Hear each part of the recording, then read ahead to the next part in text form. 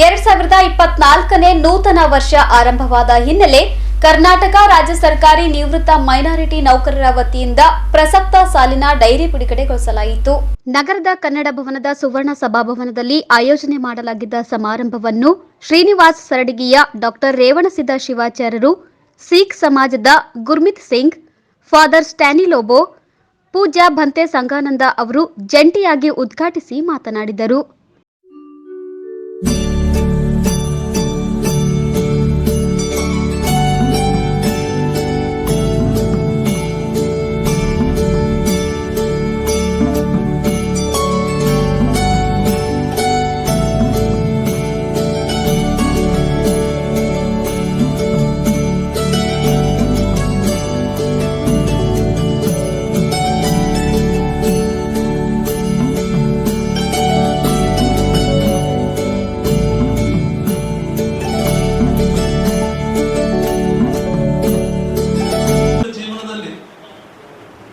ಜೀವನದಲ್ಲಿ ಯಾರಿಗೂ ಬಿಡುವಿಲ್ಲ. ಜಿಂದಗಿ ಜಬ್ ತಕ್ रहेगी तब तक फुर्सत नहीं मिलेगी काम से. ಮನೆಯಲ್ಲಿ ಇರ್ತಕ್ಕಂಥ ಯಾರಿಗೂ ಬಿಡು ಇಲ್ಲ. ಆ ಬಿಡುವಿನ ಸಮಯದಲ್ಲಿ ನಮ್ಮ ಜೀವನದ ಡೈರಿಯನ್ನು ನಾವು ಮೇಂಟೈನ್ ಮಾಡಬೇಕಾಗಿದೆ. ಅಂತ ಡೈರಿಯನ್ನು ಮೇಂಟೈನ್ ಮಾಡೋದಕ್ಕಾಗಿನೇ ನಮ್ಮ ಸೈಯದ್ ನಜರುದ್ದೀನ್ ಸರ್ ಅವರು ಇಲ್ಲಿ ಎಲ್ಲ ಧರ್ಮದ ಪೂಜೆಗಳನ್ನು ಕರೆಸಿ ಜೀವನದ ಡೈರಿ ಬಿಡುಗಡೆ ಮಾಡೋಕ್ಕೆ ಅವಕಾಶ ಇದೆ. ಬಹುಶಃ ಈ ಡೈರಿ ಬಿಡುಗಡೆ 24 ಡೈರಿ ಅಲ್ಲ, ಇಡೀ ಜೀವನದ ಡೈರಿಯನ್ನು ನಮ್ಮ ಬದುಕಿನಲ್ಲಿ ನಾವು ಬಿಡುಗಡೆ ಮಾಡಿಕೊಂಡಾಗ ನಮಗೂ ಸುಖ, ಶಾಂತಿ, ನೆಮ್ಮದಿಯನ್ನು ಸಿಗಲು ಸಾಧ್ಯದ. ಅಂತ ಡೈರಿಯನ್ನ ಇವತ್ತು 2024ರ ಡೈರಿಯನ್ನ ನಮ್ಮ ಜೀವನದಲ್ಲಿ ನಾವು ಬರ್ಕೊಂಡು ನಮ್ಮ ನೆಮ್ಮದಿಯಾದ ಬದುಕನ್ನು ನಾವು ಸಾಗಿಸೋಣ.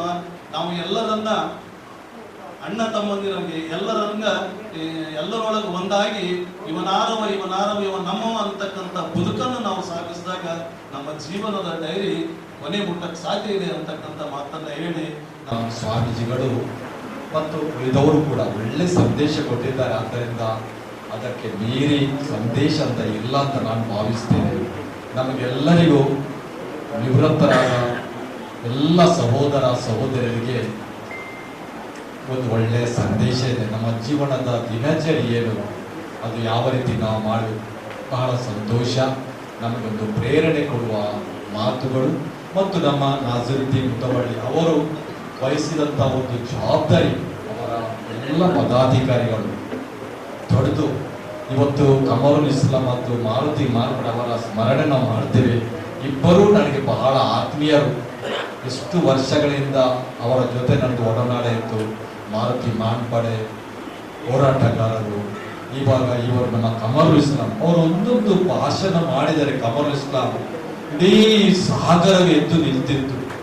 ಅದೇನು सन्न विचार का जो फंक्शन हो रहा है, फंक्शन तो मैं कहीं भी नहीं देखा हूँ और ये बहुत खुशी की बात है कि ऐसे ट्रीटमेंट और हर तरफ से जो मिले इधर बैठ के जो बुक का इनोवेशन है, मैं इसके लिए इसके बारे में भी मैं क्या बोल नहीं सकता कि मेरे दिल की गहराइयों से उनको सच्ची श्रद्धांजलि है कि तू नहीं लेकिन तेरी उल्फत अभी तक इस दिल में है, तू नहीं लेकिन तेरी उल्फत अभी तक इस दिल में है, बुझ चुकी है शमा फिर भी रोशनी महफिल।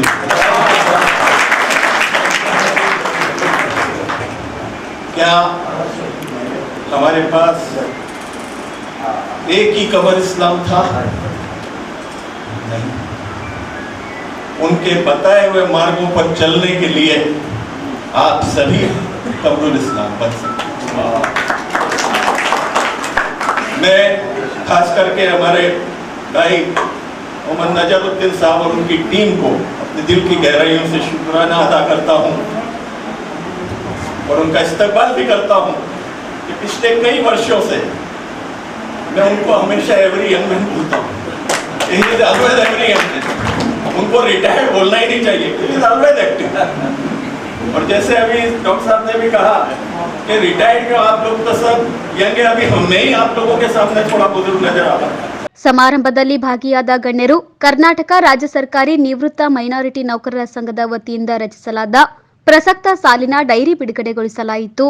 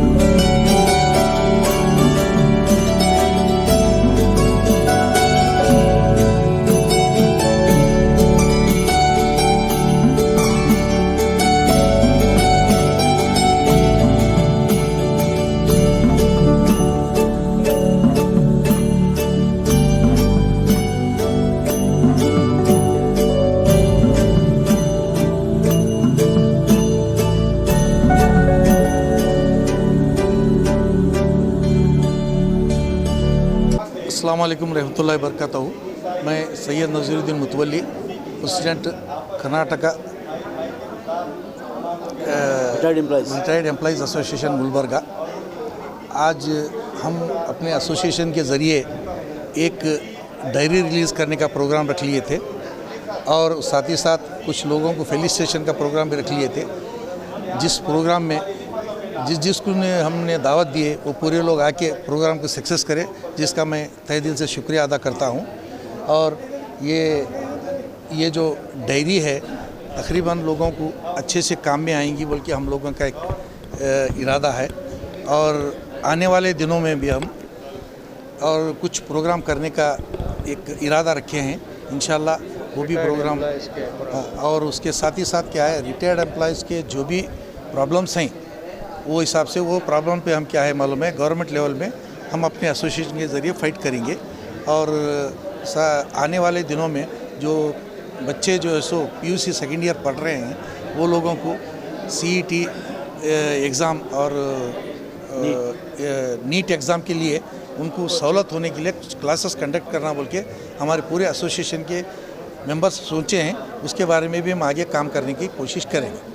ಕಾರ್ಯಕ್ರಮದಲ್ಲಿ ಕಲಬುರಗಿ ಮಹಾನಗರ ಪಾಲಿಕೆ ಮೇಯರ್ ವಿಶಾಲ್ ದರ್ಗಿ, ಜಿಲ್ಲಾಧಿಕಾರಿ ಫೌಜಿಯಾ ತರನ್ನುಂ, ಸೈಯದ್ ನಾಜಿರುದ್ದೀನ್, ನಾಗಣ್ಣ ಗಣಜಲ್ಖೇಡ್, ರಫೀಕ್ ಸಾಬ್ ಲಾಡ್ಜಿ, ಡಾಕ್ಟರ್ ರುಬೀನಾ ಫರ್ವೀಜ್ ಸೇರಿದಂತೆ ಅನೇಕರು ಉಪಸ್ಥಿತರಿದ್ದರು. Bureau report in Gulbarga news.